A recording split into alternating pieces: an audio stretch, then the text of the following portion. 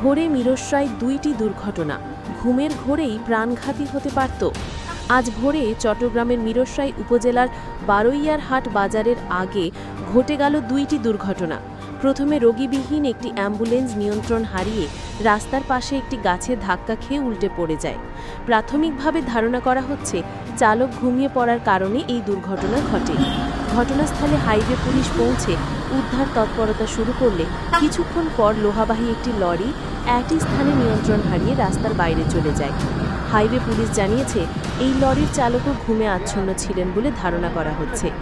ভাগ্যক্রমে কোনো প্রাণহানির ঘটনা ঘটেনি, তবে বিষয়টি সচেতনতা বৃদ্ধির জন্য গুরুত্বপূর্ণ বার্তা দিচ্ছে।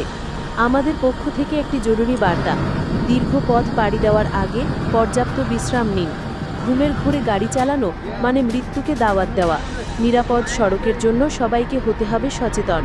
মিরসরাইয়ের এমন আরও আপডেট পেতে চোখ রাখুন মিরসরাই বুলেটিন। আমাদের ইউটিউব সাবস্ক্রাইব করুন, টিকটকে অনুসরণ করুন, পোস্টটি শেয়ার করুন। সচেতন হন ও সচেতন